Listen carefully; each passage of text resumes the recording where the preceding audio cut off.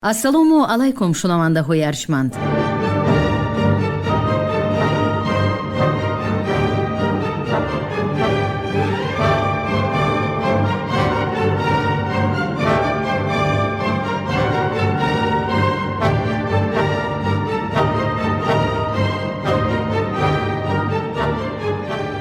ба таваҷҷӯҳи шумо гуфтор аз силсилаи хониши адабӣ.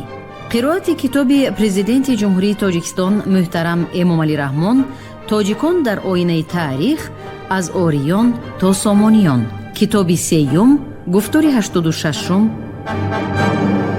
در چنین وضعیتی حساس که هفته پیش خلیفه عثمان کشته شده بود، خونخواهان او به حضور علی آمده طلب نمودند که حکم شرعی را به قاتلان عثمان برآورد و از آنها برای ریختن خون ناحق قصاص ستاند.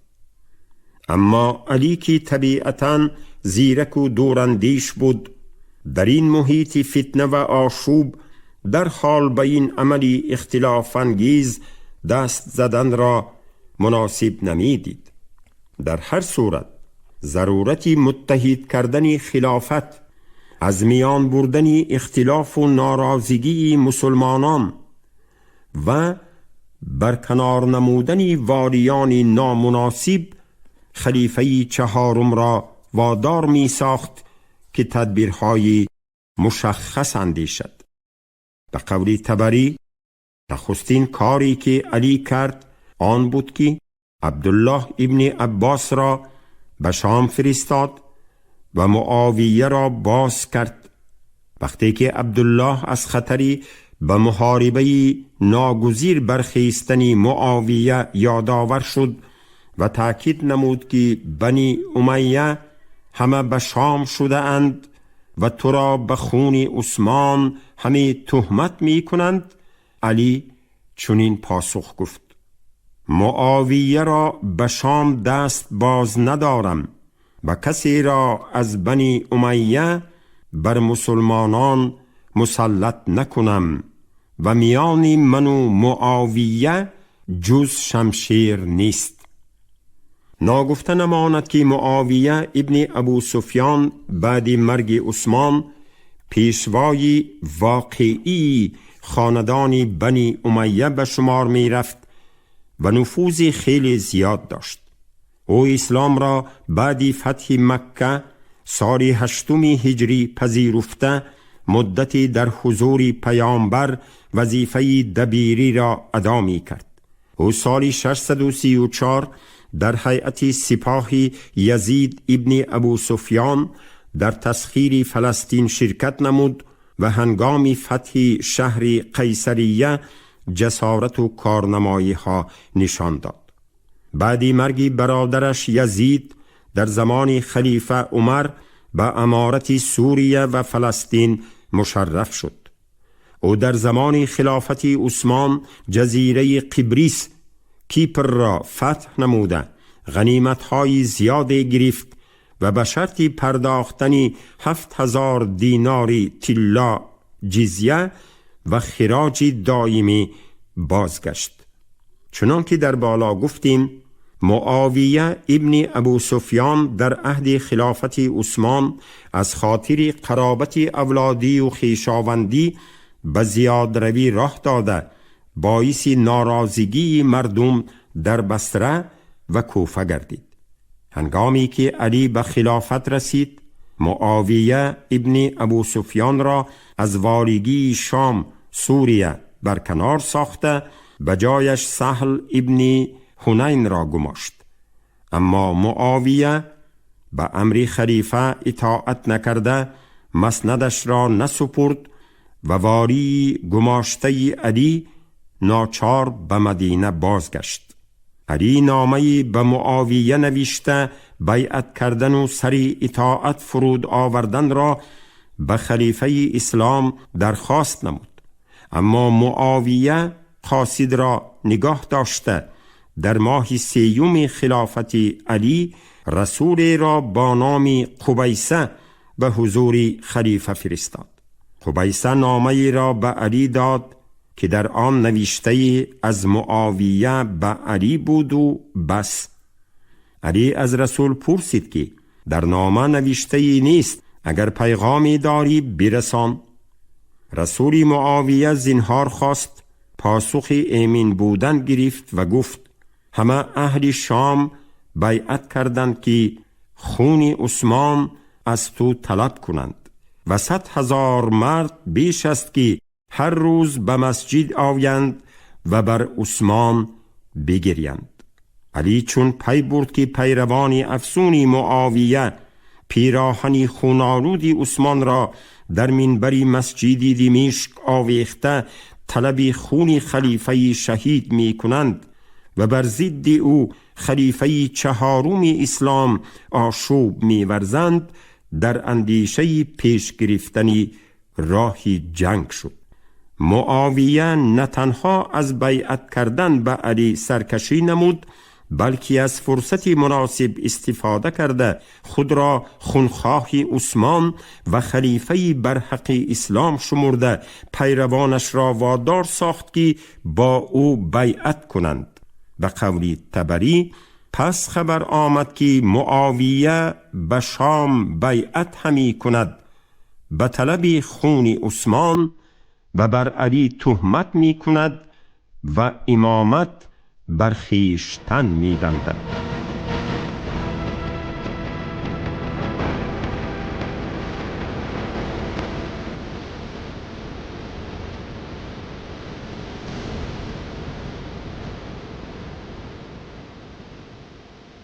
واقعه بصره و حرب جمل.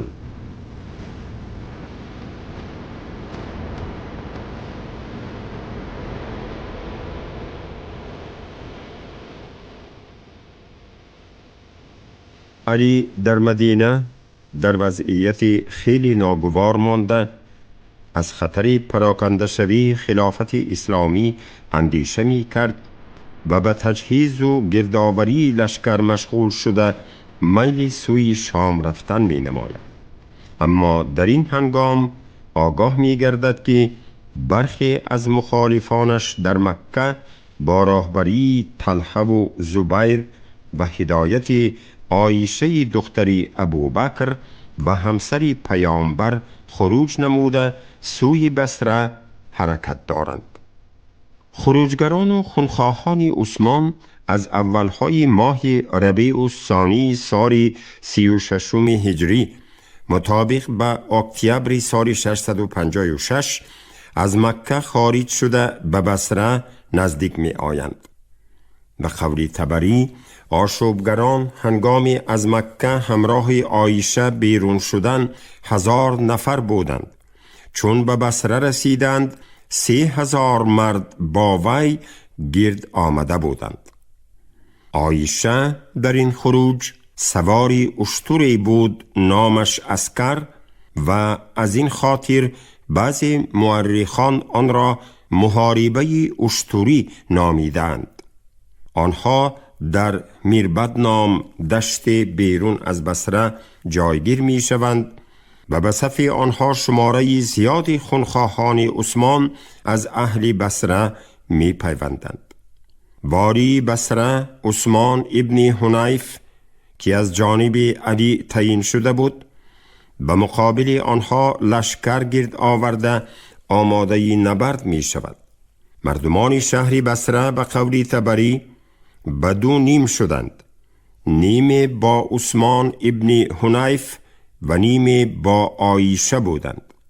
پس جوانی از بنی سعد بیرون آمد و گفت یا طلحه و یا زبیر، شمایان حواریان و یاران پیغمبر بودید و با وی صحبت کردید، ولیکن از پسی وی حق وی نگذاریدید که زنان خیش را به پرده نشانیدید و زنی پیغمبر را پرده بدریدید و پیش مردمان به پای کردید.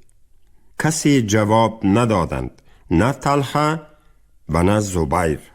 پس حکم ابن جبله از سپاه عثمان حنیف بیرون آمد و حمله کرد بر سپاه عایشه و حرب اندر گرفتند و مردمان از بامها سنگ همی انداختند از هر دو سوی یکدیگر را و گرد و خاک برخاست و حرب سخت شد و از هر دو سوی بسیار کشته شد و آن روز تا شب حرب کردند.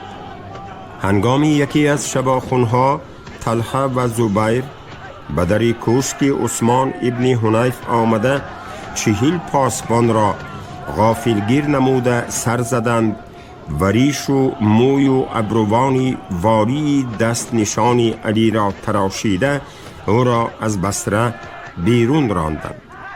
در نتیجه این محاربه جمل که با مذاکرات و مباحثه ها ادامه می یافت مسلمانان زیاد کشته شدند. علی از این قضیه برآشفته در آخر ماه ربیع الثانی سال 36 هجری آخر اکتبر سال 656 به سوی بصره حرکت نمود. مبارزه تیز و تند برای خلافت باعث جداشوی مسلمانان به دو گروه طرفداران علی و مقابلان وی گردید.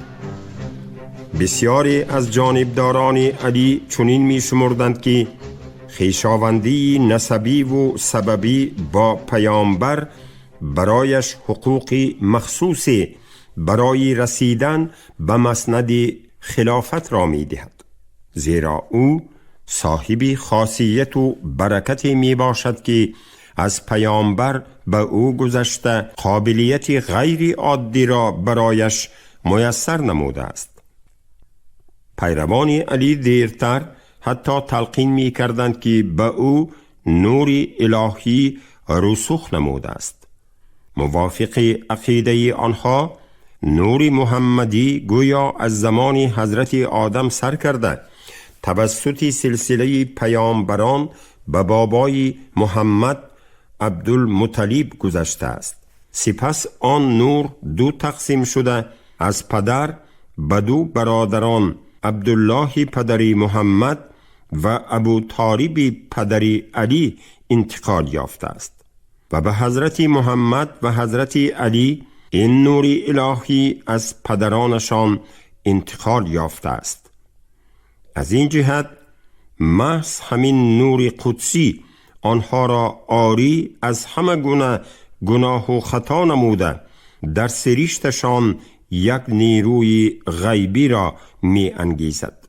از طفیل همین نور الهی امامان دور به علم باطن حتی علم غیب شرفیاب می گردند و سرنوشت گذشته و آینده بشر را تا روزی رستاخیز فرا می گیرند.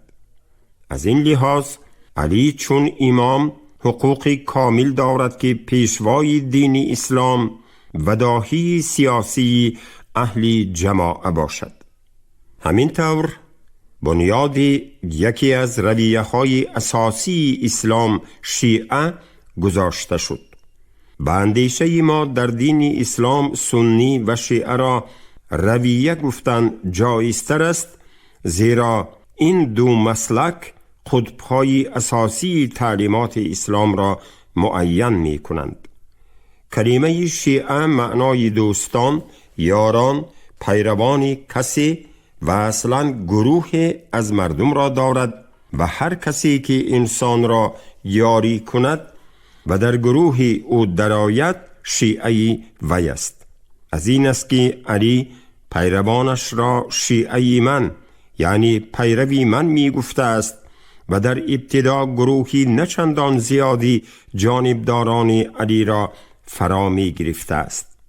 پیروان علی جسارت و فضیلت‌های او را توصیف نموده شخصیت او را چون پیشوای دین و جامعه اسلام بالا می بردند. کار تا جای رسیده بود که در عهد عثمان بعضی جانبداران علی از جمله ابوذری غفاری، مقداد ابن اسود و سلمان پارس خلفای راشدین را محکوم نموده بعدی پیامبر سزاواری مسند خلافت بودنی علی ابن ابو طالب را ترغیب می کردند. ابوذری غفاری حتی در حضور والی بغداد در مسجد جماعه حاکمیت معاویه را به جاه طلبی، مال پرستی و بی‌عدالتی محکوم نموده علی بودنی جانشینی محمد را اعلام داشت. والی بغداد او را به مدینه فرستاد، ولی ابوذری در آنجا هم از ترغیبات دست نکشید و طرفداران زیاده پیدا کرد. پیروان علی جسارت و فضیلت‌های او را تا اندازه‌ای ستوده، کرامات و صفت‌های زیادی را برایش نسبت دادند که حتی خود او مجبور شده است عبدالله ابن صباح بر این ریاکاران و زیاده روان را از صف پیروانش دور نماید. برخی از اسلام شناسان برانند که عبدالله ابن صباح اصلا یهودی بوده، از تعلیمات کیش یهودی و مسیحی آگاهی کامل داشت و سپس به دین اسلام گرویده در زمان عثمان همچون جانبداری علی فعالیتش را گسترش داد. او به قول رکن اساسی تعلیمات شیعه امامت را پیش گذاشته تلقین می کرد که امام جانشین قانونی پیامبر بوده، رسالت هدایت مسلمانان را در راه خدا و برقرار کنی عدالت در روی عالم بر دوش دارد. او نکته های از مرحمت الهی برخوردار گردیدن امام، از گناه های کبیره و صغیره عاری بودن و به کالبدی او رسوخ نمودنی نور فیض الهی را پیش گذاشته در همین زمینه به بعض مسئله های دینی و اجتماعی و سیاسی عهد خلیفه عثمان ناباوری و شبهه ظاهر می کرد و در میان اهل اسلام اختلاف می انگیخت. تعلیمات شیعه در آغاز پیدایشش بسیار عنعنه‌های سنی را می پذیرفت. حتی بعدی به فرقه ها جدا شدنش، شاخه های معتدلی آن از جهت اصول دین به اسلام راشدی شباهت زیادی داشتند. یک گروه شیعه ها امامتی ابوبکر، عمر و عثمان را اعتراف می کردند. گروه دیگر فقط خلافت عثمان را انکار می نمودند و گروه سیوم تنها طرفدار علی بودند. قضاوت عمومیت و فرقیت تعلیمات سنی و شیعه را به علمای اسلام واگذاشته به سر آن می آییم که عایشه همراه اصحاب پیامبر طلحه و زبیر بصره را اشغال نموده واری دست نشان علی را از شهر بیرون کردند. علی هنگام راه صف سپاهش را از حساب پیروان خود در کوفه که بر روایت 12,000 نفر بودند مجهز و مکمل ساخته در آستان شهر بصره به مذاکرات می پردازد و اول طریق صلح و سازش را پیش می گیرد. ولی از شباخون ناگهانی دشمنان دست به سلاح می برند و لشکری قریب 20,000 علی در انتهای نوامبر سال 656 به جنگ شدید آغاز می نماید. به قول سید عبدالرحیم خطیب در این نبرد حضرت عایشه نیز به کجاوه اشتور نشسته به میدان جنگ می آید تا جانبدارانش روح بلند شوند. جنگ در موضع حریب کنار بصره تا جای شدت می گیرد که محافظان زیادی در اطراف عایشه و اشتور او گرد می آیند تا او را برهانند. محافظان به حد فداکاری نمودند که 70 دست از بدن گیرندگان مهاری جلوی شتر قطع گردید. با وجود آن یکی پس از دیگری مهار را به دست می گرفت و 40 نفر از گیرندگان مهاری شتور یکی پس دیگر به قتل رسیدند و 70 نفر از دو جانب در اطراف شتور کشته شدند.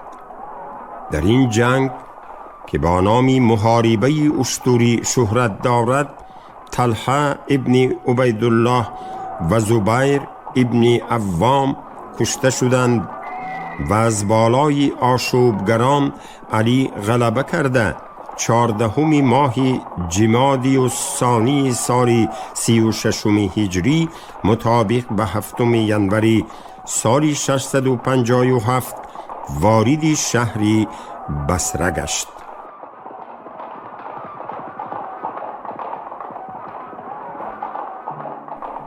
جنگ صفین و واقعه خارجیان.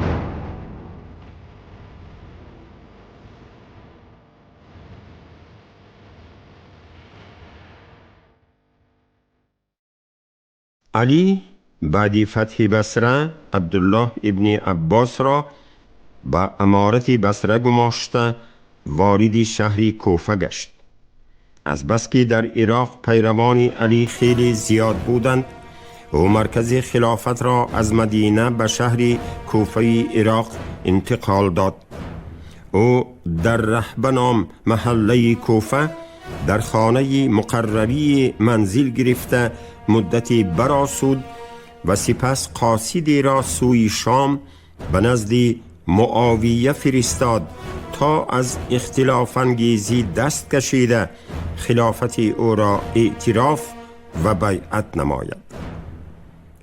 معاویه ابن ابو سفیان درخواست علی را نپذیرفت و از نو دعوای خونخواهی عثمان و کشتن قاتلان او را کرد. به قول طبری هر آدینه که معاویه خطبه و نماز بکردی و بر منبر شدی و آن پیراهنی پرخون و دستی بریده از آستین اندر آویختی و خلق بگریستندی. پس بیش از 30,000 مرد مبارزان شام سوگند خوردند که آبی سرد نخورند و از جنابت تن نشویند تا خون عثمان طلب نکنند و علی را به خون عثمان تهمت همی کردند. گفتند او کشندگان عثمان به خویشتن دارد و عطا و روزی همی دهد. علی عزم نبرد شام نموده در نخیله نام موضعی بیرون از کوفه جایگیر شده لشکر گرد می آورد.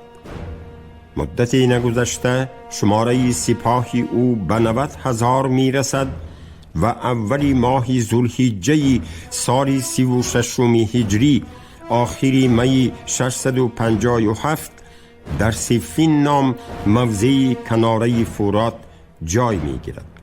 از سمت مقابل معاویه نیز با دسته های لشکری بیش از 85,000 خود حرکت کرده در روبروی لشکری علی آماده جنگ می شود. محاربه صفین در نزدیکی دریای فرات روز 1 ماه صفر سال 37 هجری 19-25 ایولی سال 657 از جنگ های تن به تن آغاز یافته روز 8 جنگ نبردی تیز و تند بالا می گیرد و شکست لشکری معاویه یقین می گردد. معاویه از جنگ روبرو عاجز مانده تدبیر و نیرنگی رهایی می جوید و از سرلشکری جنگ آزموده و چاره‌ساز عمرو ابن عاص که همراه دستش با او پیوسته بود راه نجات یافتن می پرسد. عمرو ابن عاص پیشنهاد می کند که سپاه پیشاهنگی معاویه بنوگ نیزه هایشان صحیفه های قرآن را بسته بلند بردارند، دسته های فتحاوری علی را بر رعایت حکم قرآن دعوت نمایند و این کتاب خدا را بین دو جبهه مخالفان حکم قرار دهند. به نگارش طبری معاویه بفرمود تا مصحف را بر سر نیزه کردند و بانگ کردند که ای مردمان عراق، اکنون به شام و عراق کس نمانده است و آنگاه مسلمانی کی کند و من شما را بدین کتاب خدا همی خوانم که ما و شما بدین گرویده ایم.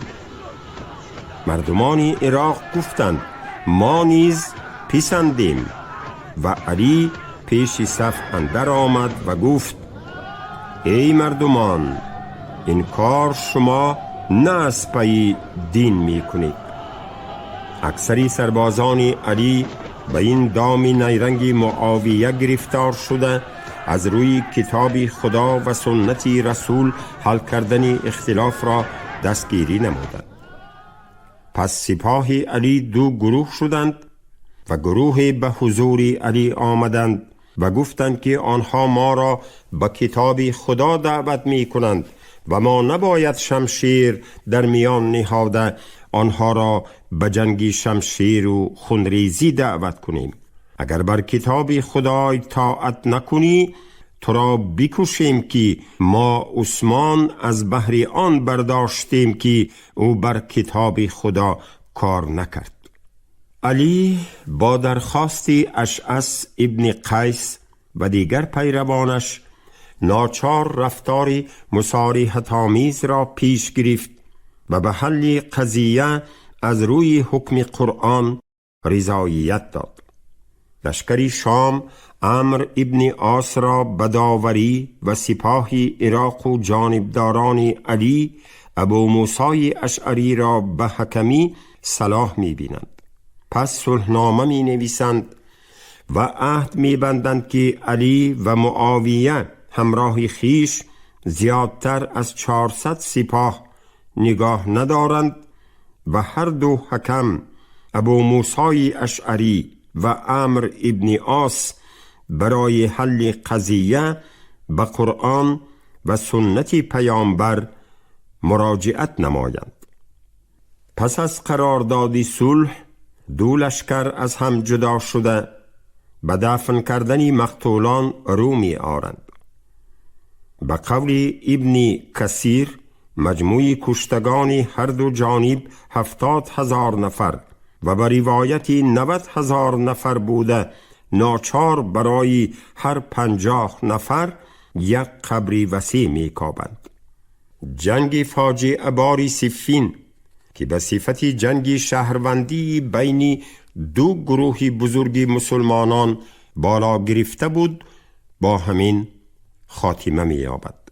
ولی در این لحظه حساس گروه دیگری از جانبداران علی از رفتار مصالحت آمیز او برآشفته بر ضد مرافعه حکمی اعتراض نمودند و شعاری لا حکم الا الله را بجز حکم خدا دیگر حکم روا نیست در میان گذاشتند. این گروه در هیئت عبارت از 12,000 نفر از پیروان علی جدا شده در حریره نام روستایی نزد کوفه قرار گرفتند و این گروهی از سیاست مصالحت آمیز علی ناراضی که از صف لشکری او خارج گردیدند در تاریخ با نام خارجیان ذکر شده‌اند.